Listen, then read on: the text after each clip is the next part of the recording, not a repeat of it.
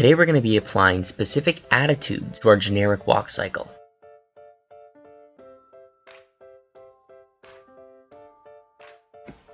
So here is a little preview of what it should look like when we're done. And you can see it's very dynamic. This guy is clearly not happy. Start with our generic walk again, and we'll modify the poses to get the walk that we just saw.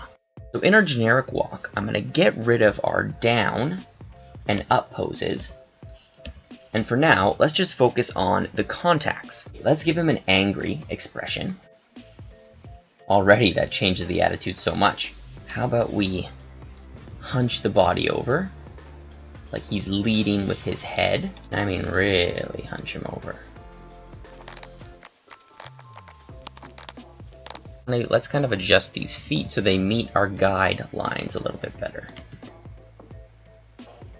Our feet are matching our lines perfectly. He's very hunched over. He looks pretty angry. I copied this pose to the end, and then in the middle, I did kind of the same pose, except I alternated the arms. Now we have two contact poses that look angry. I think the contacts are probably the most important poses when it comes to communicating that attitude. I always do my contacts first, then I move into the passing positions. For the passing, I want to keep his angry face as well. And I'm gonna have him lean forward a little bit, but not as much as our contact. So maybe like something like this.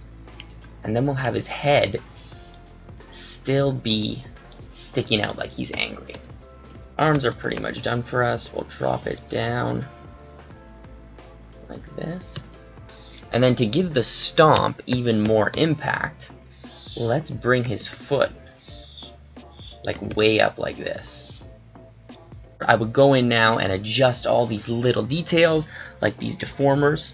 And once that's done, we should have something that looks like this. That looks pretty nice. And then I went on the other side, copied the head, did something similar with the arms. I just switched the legs. So if we play this, he already looks pretty angry.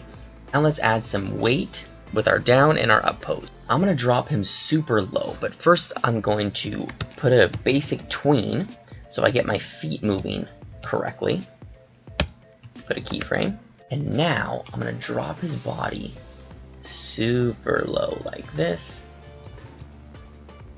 His head's gonna come out here. His arms are gonna really swing up. Pelvis drops down.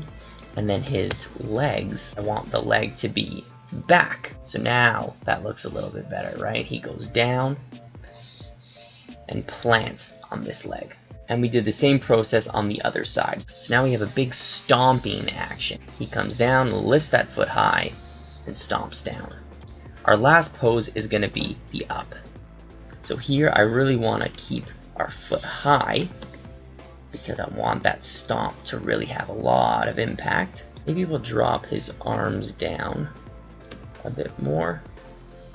There we go, right? So he comes down, his ears also go up, and then he comes up, and his ears go down as well. So that is looking great. And on the other side, we have our other up pose, looking very, very mean. We're almost there. We have the main poses blocked in. Now, before we get into animation, what we're gonna do is something called an arc check. I'm gonna check the arcs of my swinging arms just to make sure everything is in a smooth line and nothing is popping out of place. It's pretty easy to do. I have a regular drawing layer that I'll plug in front. I'll take my pencil tool, select any color, and now I'm just gonna focus on the same point, like let's say in the wrist, and I'm gonna draw a nice circle there. Then I'll step forward, and we'll draw a nice circle in the same spot, and so on, like this. So once I draw all my dots, I connect them with a line. See how this dot is kind of not a smooth curve?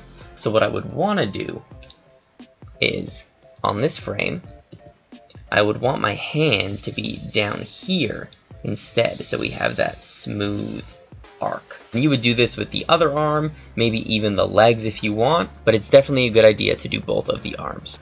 And that's that. Once everything is adjusted best to our arc checks, literally just put in our tweens like this.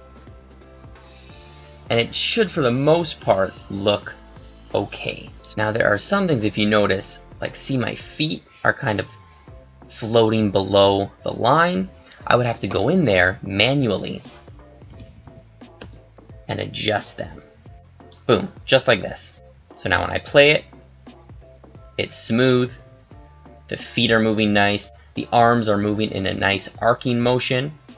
And he looks pretty angry. And there's so many different combinations. The possibilities are pretty much endless. For example, if we extend the timing a little bit and have him hunched over, we'll get a sad walk. Looks pretty sad.